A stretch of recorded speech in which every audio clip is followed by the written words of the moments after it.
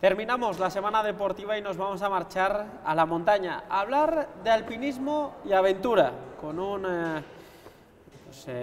montañero, con un aventurero, mejor dicho, como es Jon Galdós, 62 años a sus espaldas y muchas aventuras. Ha subido probablemente los picos más altos a nivel de Europa, sin llegar a los 8000, y acaba de realizar una auténtica gesta, como es realizar esa ruta de los Apalaches, desde Georgia hasta el estado de Maine, 3.523 kilómetros, nada más y nada menos, y 142 días por delante.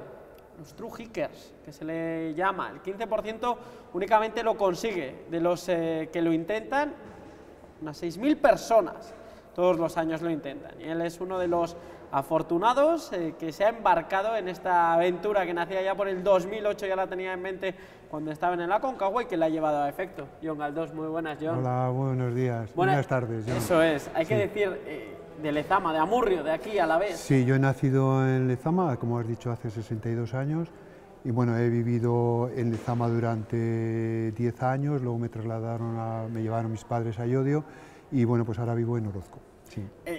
En un entorno muy montañero. Sí, bueno, realmente Euskadi, como tú muy bien sabes, es tierra de montañeros, los hay muy buenos. Yo soy una persona más bien, digamos, normalita y modesta en lo que es el alpinismo, pero sí que en Euskadi hay muchísima gente montañera y de primer nivel, como sabes. Bueno, Jon, modesto, me dices, bueno, la ruta de los Apalaches no está al alcance de todo el mundo, ya lo hemos dicho, más de 6.000 personas lo intentan, solo un 15% de estas personas lo consiguen. Sí. O sea que de los más modestos está en el Mont Blanc, lo ha subido varias veces, sí. Ha estado en picos sin llegar a los 8.000. Sí, hasta 7.000 metros. Hasta 7.000 metros. Son ya alturas importantes, no, que no es el Monte de la Tortilla, como si diríamos. No, sí que es verdad, he subido algunos montes por ahí, algunos de ellos complicados.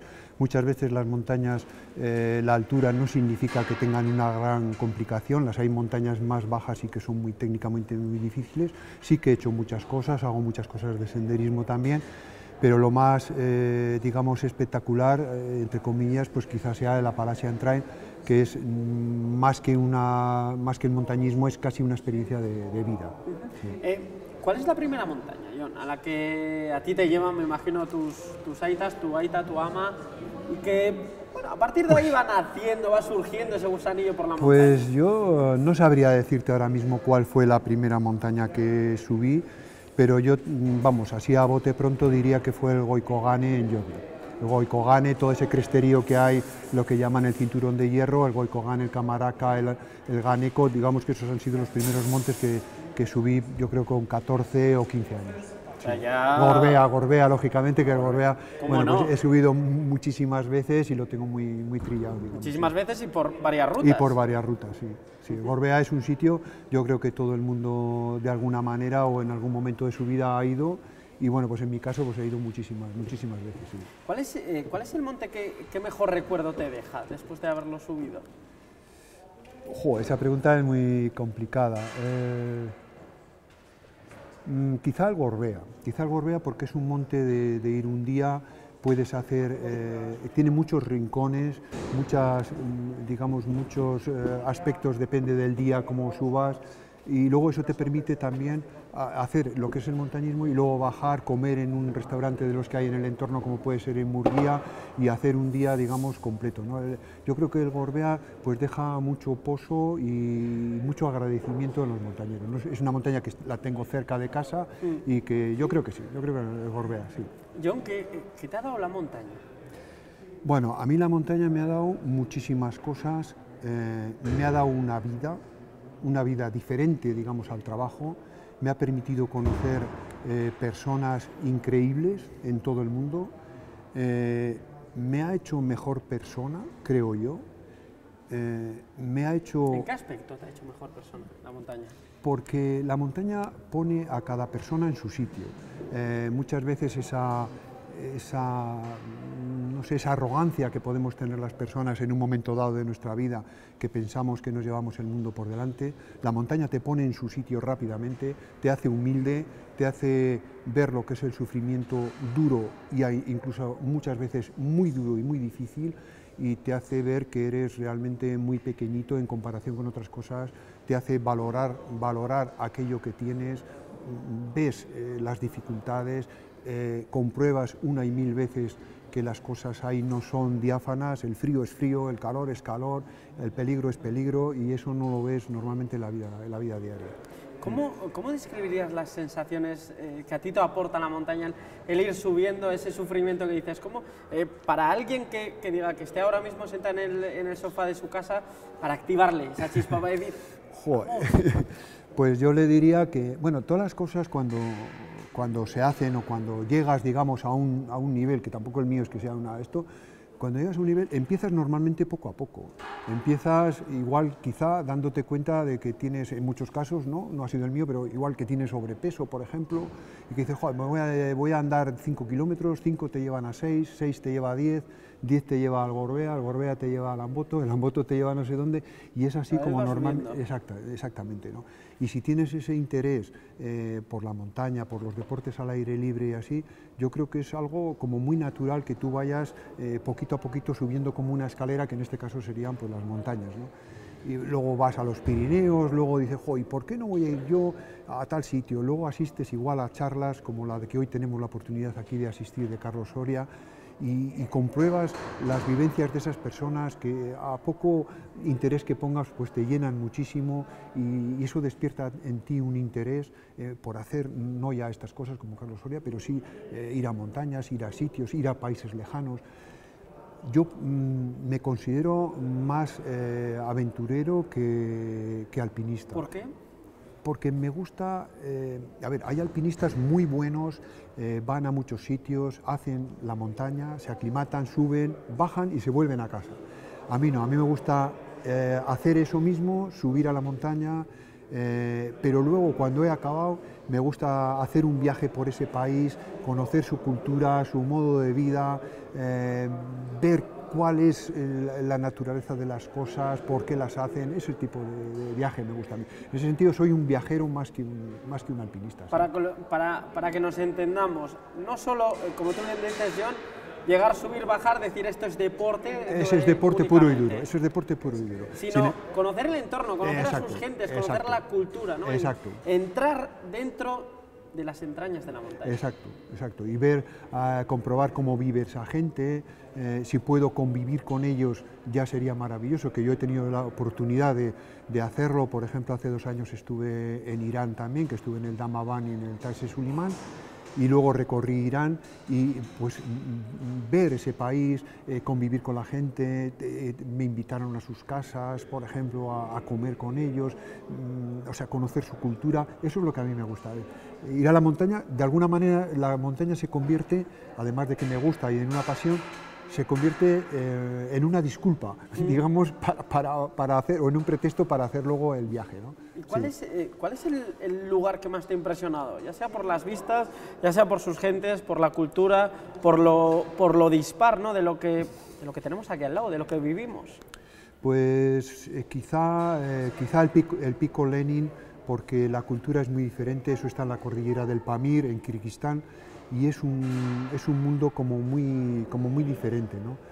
Me ha impactado muchísimo también el Damavand, porque entras en un país y unas culturas completamente diferentes a las nuestras, y quieras que no, pues esas culturas también están en la montaña que estás subiendo, ¿no? en la gente que comparte contigo. El Damavand me gustó muchísimo a mí, pero yo creo que el pico Lenin, mucho más. El pico Lenin yo creo que es muy bonito, estás completamente en nieve desde los 3000 metros, y las montañas son bellísimas, toda la cordillera del Pamir es bellísima, con sus yurtas, la estepa esa, digamos, mongólica o premongólica que tienes allí. Me encantó, a mí la cordillera del Pamir me encantó, me gustó muchísimo. Sí. Estoy viendo autoindagar dentro de la memoria, ¿no? Recopilando esas fotografías que te vienen ahora a los ojos. Que al fin y al cabo, ahora la era tecnológica de todo el mundo está con el móvil, la foto, lo bonito que es subir a la montaña y según vas subiendo ir quedándote en la retina con esas fotografías. Sí. Yo de hecho, ahora en la charla que hemos tenido ahí en la Casa de la Cultura, me preguntaban por la llegada a Katahdin, ya situándonos, digamos, en Appalachian Trail, ¿no? Hay gente por ahí, personas, montañeros y senderistas y otro tipo de personas que muchas veces llegan a los sitios, a la meta, y entran corriendo o haciéndose selfies. Yo lo he comparado un poco con el Camino de Santiago, ¿no? Entran allí a la Plaza de Santiago, en este caso a la Plaza del Obradoiro, y entran corriendo, haciéndose selfies, no sé qué.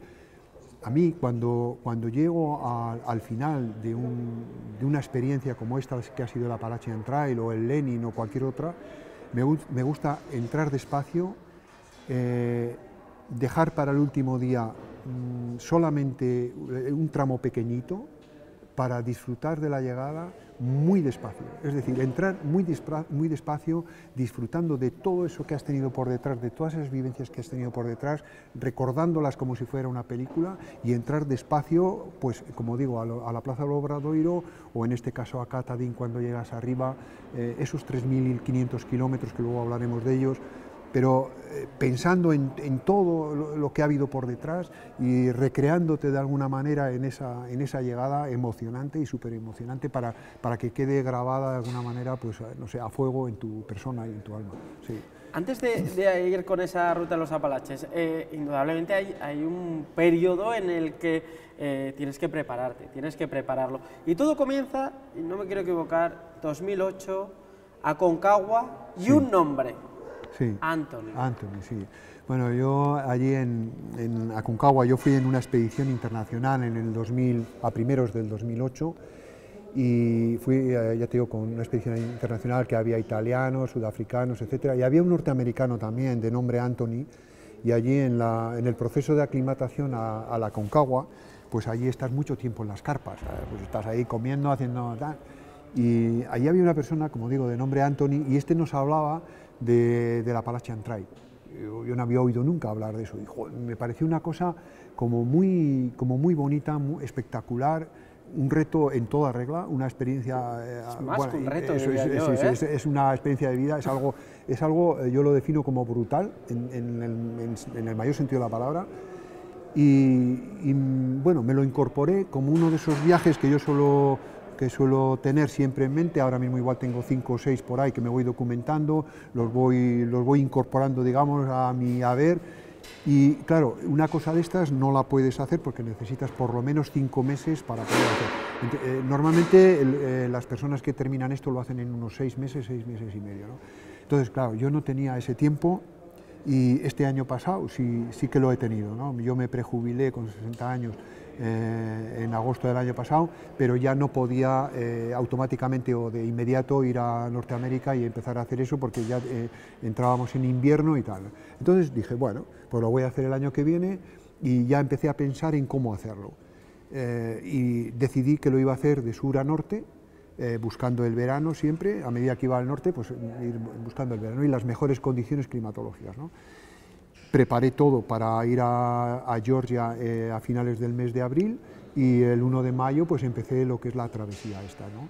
Y tú me preguntabas, ¿cómo te preparas? A ver, yo hago... Primero, yo me refería más físicamente, indudablemente que hay que prepararse. He leído diferentes, sí. Haces un montón de kilómetros andando, sí. Eso ayuda, físicamente sí. Estás un chaval, sí. hay que decirlo, John, pero yo me refiero al otro aspecto, al mental. Bueno, para eso me lo han preguntado también varias veces. Yo creo que no puedes tener una preparación mental para esto. Yo, antes de ir, hablé varias veces con Sonia Ibáñez. Es la primera true hiker que hay en España, que hizo el Appalachian Trail con su marido norteamericano. Hablé varias veces, ella me habló de lo que es el Appalachian Trail, me habló en primera persona, me habló de la dureza. Eso te predispone ya a encontrarte y a una situación, un escenario, ¿no? Pero realmente no te preparas cuando empiezas el Appalachian Trail. En el momento en que das el primer paso, empieza tu preparación, ¿no? ¿Cómo fue ese primer paso? Pues fue tremendo. Allá en Georgia. Fue tremendo. Yo me encontré el primer día en Appalachian Trail. Bueno, voy a empezar casi cuando llegué a Atlanta. Llego a Atlanta, una ciudad, bueno, como conoces muy bien, es una ciudad completamente africana, y todo el mundo es negro y tal. Y bueno, pues me alojé en un hotel, preparé durante 2 días un poco los materiales y la logística que necesitaba para subir a Shenandoah, que es donde está Springing Mountain, que es el arranque del Appalachian Trail, que está a unos 70-80 kilómetros del lugar este de Atlanta. Y bueno, pues ahí de alguna manera también me mentalicé, ¿no? Allí fui a ese lugar, cogí un taxi, me fui hasta Springing Mountain, me deja el taxi allí y me encontré con que allí no había nada, allí no había más que montaña, una placa ahí que ponía Georgia to Maine, Appalachian Trail y punto. Y ahí es todo lo que había, ¿no? Tú, tu mochila, mi y mochila un camino muy largo. Y un camino muy largo y bueno, puse mi tienda ahí en un lugar, luego vinieron 2 personas, me dijeron que yo allí no podía poner la tienda porque no estaba permitido, tuve que desmontarla, la llevé a otro sitio y bueno, ¿cómo fue mi primer día? Pues mi primer día fue un baño de agua en toda regla, es decir, me llovió muchísimo en la tienda, en el lugar donde puse la tienda, amanecí allí en un pozo de agua, todo un desastre. Y ese fue mi comienzo, ¿no? Vamos, que en la ruta ya te marcaba la dureza que ibas a tener, por si no lo acabas de tener claro. Sí, ya el primer día, yo en el blog que tengo escribí, mejor dicho, pues un poco esa sensación que tenía esos primeros días con la persona que empieza una carrera, ¿no? Y yo decía, bueno, pues mi carrera va a ser una licenciatura de montaña de 5 años, y ahora pues está visto que me están como examinando, digamos, estoy haciendo el ingreso aquí para la universidad, porque fue tremendo. Los primeros días me llovió muchísimo, tuve temporales con mucho frío y de todo, ¿no? En algún momento llegué incluso a temer por mi vida, por frío, y pasé una noche despierto por temor a la muerte dulce y todo, o sea, muchísimo frío. ¿Eso a qué altura del recorrido? Porque yo creo que fue la 5ª jornada o así en el estado de Georgia. Me llovió muchísimo, todavía, me llovió muchísimo. Yo entré en un medio que entonces consideraba hostil, yo al bosque lo veía como un enemigo, lo veía pero claramente como un enemigo, casi a batir. Entonces es durísimo meterte allí de un entorno urbano como el que vas, te metes ahí en el bosque. Bueno, como te digo, a mí me parecía aquello tremendo, ¿no? Y además a todo esto, John, perdona, sí. Hay que sumar el riesgo de la cantidad de animales salvajes con los que te encontrabas. Bueno, sí, Appalachian Trail lo componen un montón de... Bueno, es todo bosque, absolutamente todo bosque, en el que hay 3 partes... el peligro que entraña, más allá del meteorológico, que tal vez es el que más te tienes que sobreponer, que no depende tanto de ti, digamos. Sí. Bueno, por ejemplo, los animales, yo pienso que los animales, y lo creo firmemente, los animales no te hacen nada, salvo que tú les provoques o tengan que defender a sus crías o lo que sea, ¿no? En el caso de los osos, por ejemplo, ¿no? Pero sí que he tenido mucha precaución, por no decir un cierto temor o miedo, a las serpientes. Hay muchísimas serpientes, yo me he tropezado con serpientes de cascabel muchas veces y otro tipo de serpientes que no conozco, que son así de gorda y dan muchísimo miedo, y hay sitios donde la Appalachian Trail no es un camino, es simplemente una raya, un hilo, y tú vas caminando por allí con hierbas altas, puedes pisar una serpiente de estas, y si eso es así, vamos, en un cuarto de hora estás jugando al mus con San Pedro, ¿no? O sea, no te ampara nadie allí, o sea, estás solo. Para cuando viene cualquier servicio de urgencias ya pues, has tenido un problema muy gordo y te has muerto. La serpiente yo creo que es de los animales el más peligroso de todos, en mi opinión. Hay muchísimas, ¿no? Hay todo tipo de animales, sí, eso te iba a decir. Corzos, tienes, yo qué sé, hasta ranas he visto, unas ranas pequeñitas, decía, estas ranas ¿de dónde vienen? De las propias tormentas, que son muy fuertes, claro. Las tormentas depositan las ranas pequeñitas, las mueven arriba.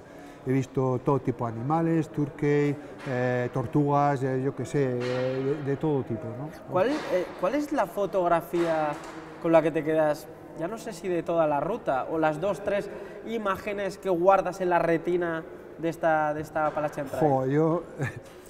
iba a decir una tontería, pero la voy a decir. Yo creo que para mí la imagen más importante, si tendría que poner, sería la de cuando estoy comiendo, porque he pasado tanta hambre que bueno, pues la fotografía mía comiendo era una satisfacción, digamos, ¿no?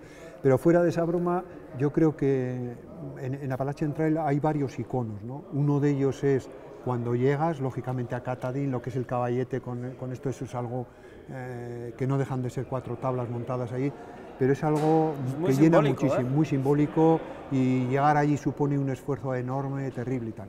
Y luego está quizá, un poquito antes de llegar a Harpers Ferry en Virginia, está lo que se conoce como McAfee Now, que es digamos, la roca esta donde están la fotografía, por ejemplo, de la novela de Bryson, etc., ¿no? Quizá esa sea la foto más icónica de la Appalachian Trail, sí, después de la llegada, lógicamente. Como decíamos, 3.523 kilómetros, 142 días, y entre medias, todo entre medias, los, que no me quiero equivocar, Trial Angels.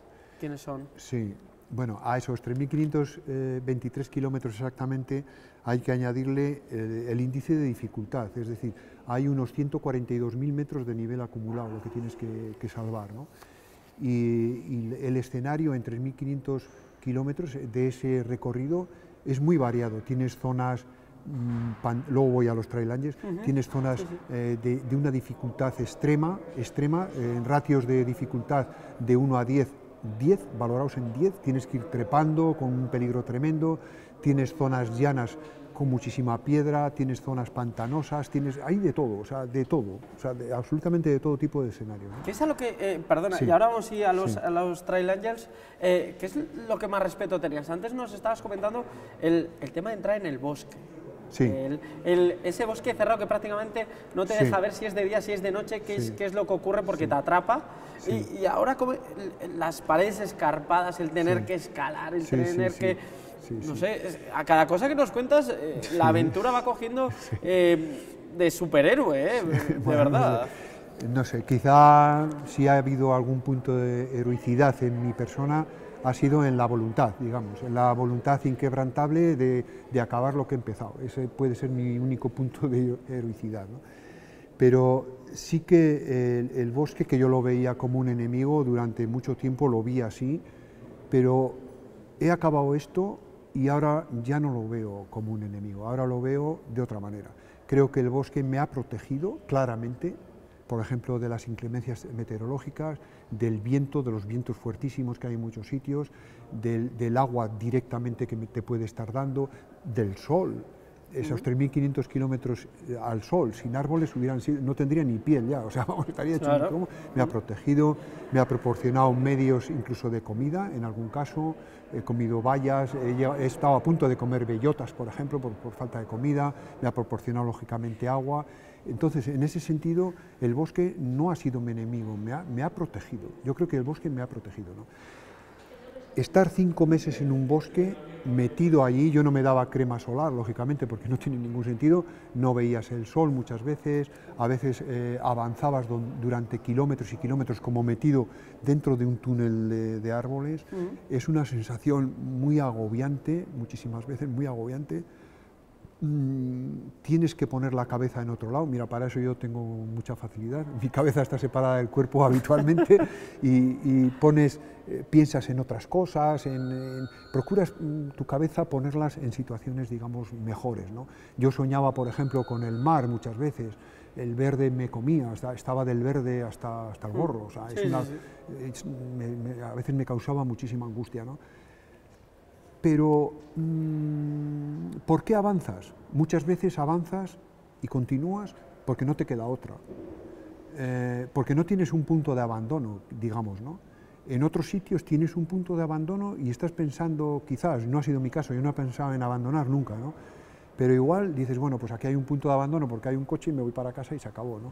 Pero siempre ha habido un motivo para seguir adelante. Por ejemplo, en los shelter, en la Appalachian Trail, en los 3.523 kilómetros hay unas 270 cabañas que llaman ellos shelter, y por ejemplo a mí me daba mucho ánimo a las mañanas, estabas ahí en el shelter, había un silencio impresionante porque lógicamente no hay coches ni hay nada, es un silencio impresionante, y te despertaban a las 5 de la mañana, 5 y media de la mañana al amanecer, cientos de pájaros cantando allí, era una auténtica gozada. La comunión con la naturaleza. La comunión con la naturaleza, era una auténtica gozada, te sentías bien. Yo, por ejemplo, tengo, a nivel individual mío, yo tengo un poder de recuperación físico muy importante. A las noches igual estaba hecho un cromo, digamos, y a la mañana estaba recuperado, o sea, estaba recuperado en gran medida, ¿no?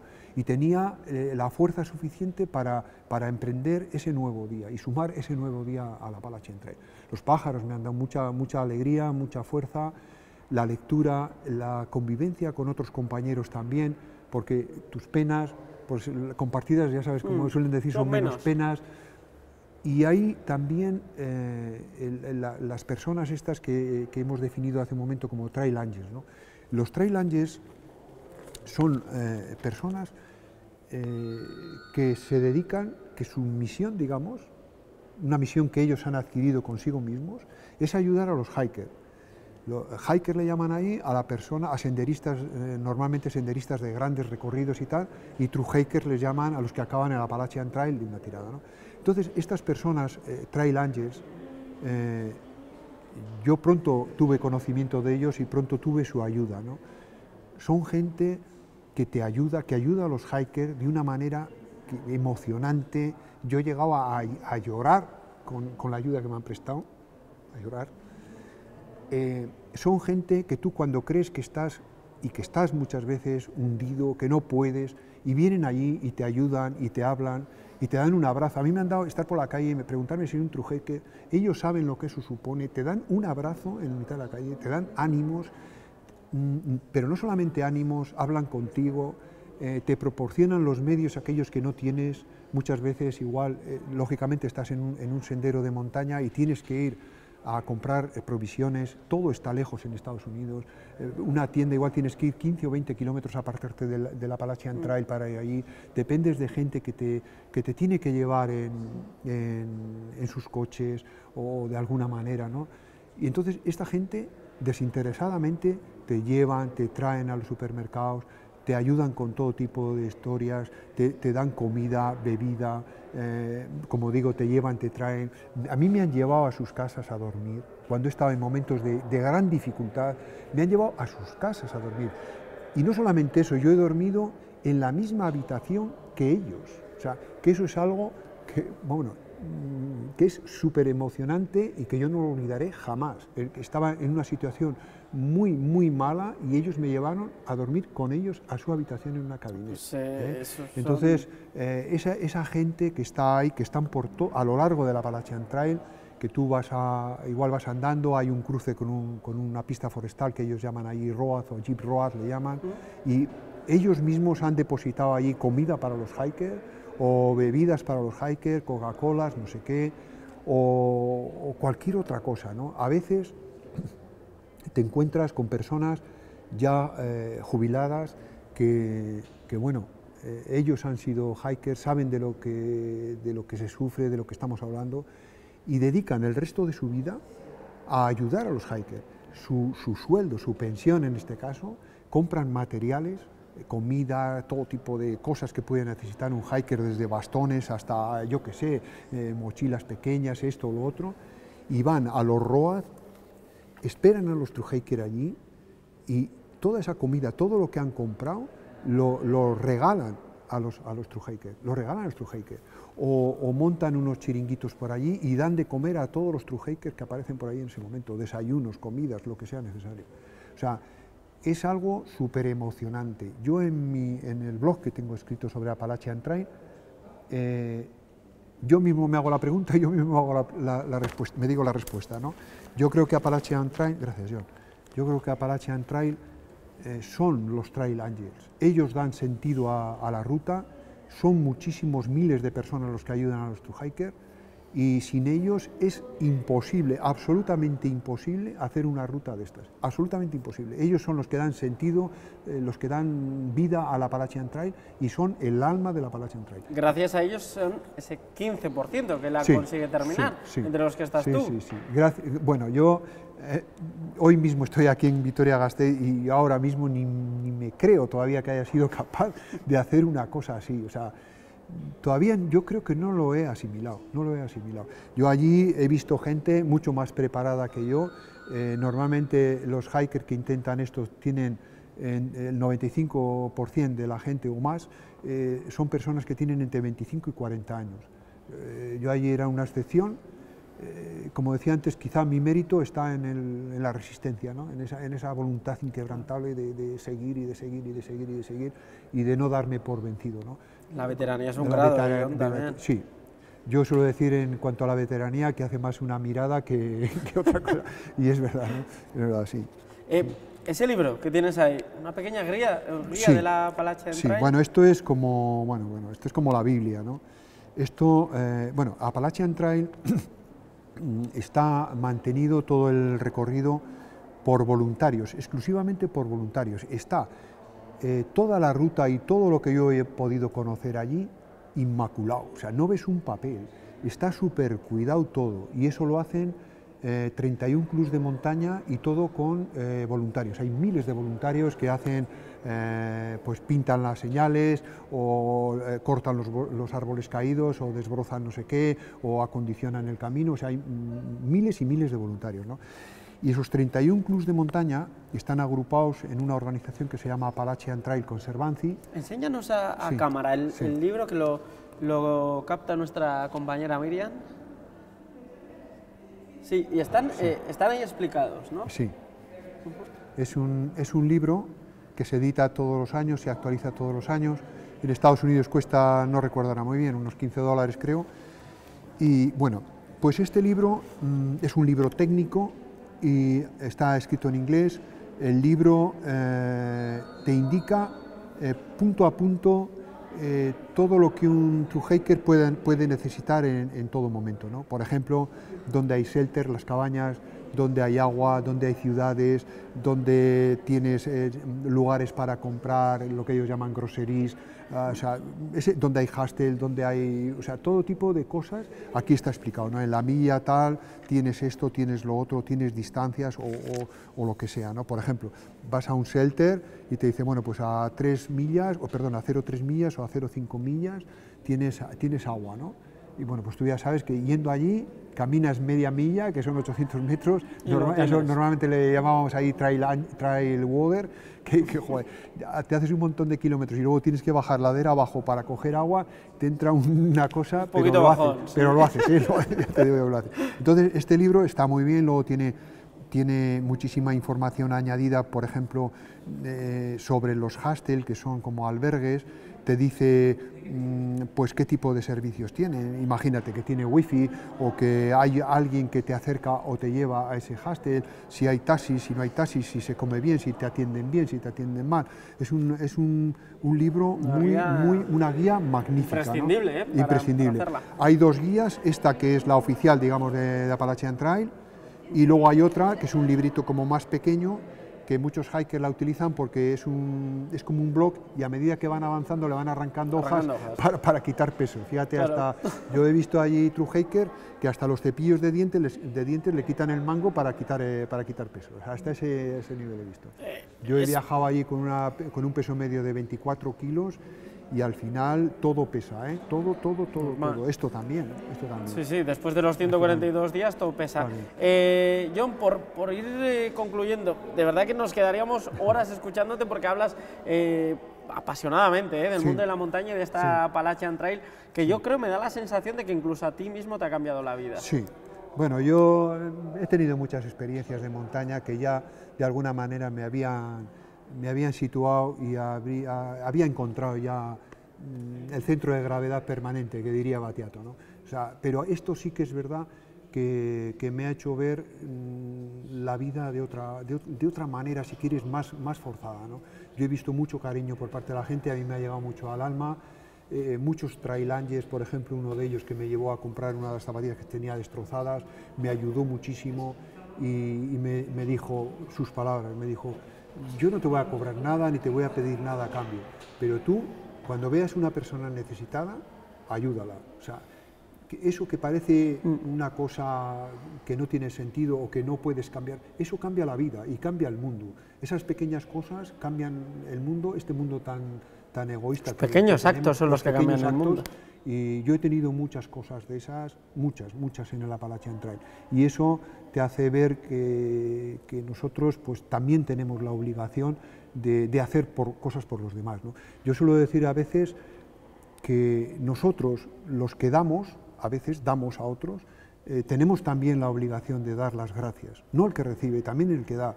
¿Por qué? Porque tenemos que dar gracias porque Dios y la vida nos ha colocado en el lugar de los que dan, no de los que reciben, en ese sentido, ¿no? Entonces aprendes muchas cosas y valores y tal que a mí me han llegado muchísimo al alma. Lo contaba en el aula de cultura, el sufrimiento, por ejemplo. Yo he pasado frío, calor, hambre, sed, he llorado, he reído, he gritado, he hecho de todo, he tirado la mochila, he hecho de todo, he estado desesperado, he estado con una soledad como un cuchillo clavada, o sea, he tenido de todo, ¿no? Pero desde luego las vivencias y todo eso superan todo. Yo no me acuerdo del sufrimiento que he tenido en la montaña A, en la B o en la C, que ha sido todo sufrimiento en ese sentido, ¿no? Pero no me acuerdo, eso es algo que ha pasado. Pero me acuerdo de la cara y de lo que he hablado con los Trail Angels, de los momentos compartidos con muchísima gente, y eso es un patrimonio muy grande. Utilizando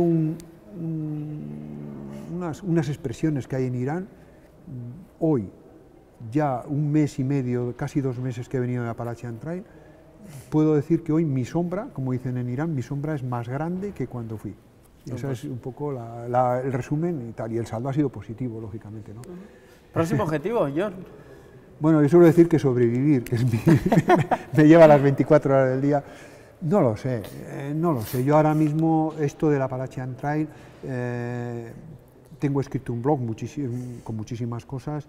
Estoy tratando de hacer algo escrito sobre esta experiencia porque creo que merece la pena ese esfuerzo añadido a lo que es la caminata, y estoy en ello ahora, en escribir algo que mezcle lo que es la realidad describiendo los sitios por los que he pasado, más una componente de ficción, digamos, y tratar de hacer algo que sea vendible, aunque sea a mi propia familia.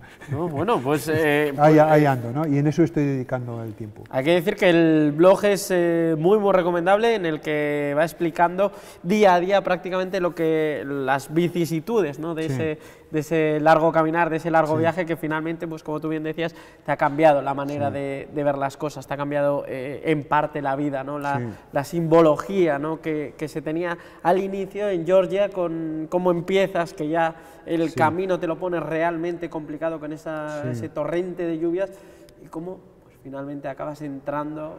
Pues, bueno, Appalachian Trail es, como he dicho antes, es todo subir y bajar montañas. Yo no sé cuántas cimas puede haber, imagínate 3.000, subes a las 3.000, o sea, no vas por los lados, no, subes a las 3.000, ¿no? Subes a las 3.000. Y luego tienes zonas muy complicadas, especialmente al final, en New Hampshire y en Maine. Yo cuando estaba en Maryland y así hablabas con la gente y te decían ellos, cuando llegues a Pensilvania y tal, te hacían así, todo chupado, ya todo llano y tal. Y yo llego allá a New Hampshire, nada más cruzar el estado, todo rocas, montañas dificilísimas, todo piedra, gran verticalidad, muchísimo peligro. Ya estaba muy desgastado yo, ya estaba en 68, 69 kilos, con una mochila a cuestas. Me encontré con todo eso que yo mentalmente me esperaba fácil y más fácil, digamos, que lo que había hecho, y me encontré que lo más difícil estaba por hacer. Lo pude comprobar a lo largo de New Hampshire y Maine. Montañas muy complicadas, muy difíciles, como he dicho antes, con ratios de dificultad 10 sobre 10. Y bueno, para mí fue un auténtico martirio lo que es el estado de New Hampshire y Maine. Luego en Maine, ya para finalizar, en términos taurinos sería meter la estocada, allá hay una zona que llaman las 100 millas de la muerte.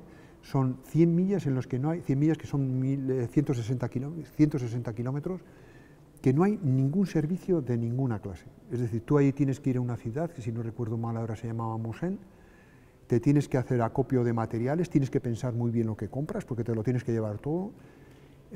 Tienes que hacer ese acopio de materiales para 7 u 8 días, tienes que poner un día de margen por lo menos, y te tienes que llevar toda esa comida a cuestas. Ahí mi mochila pesaba 29,3 kilos, y te tienes que meter en el bosque para caminar durante 7 días sin ver absolutamente a nadie.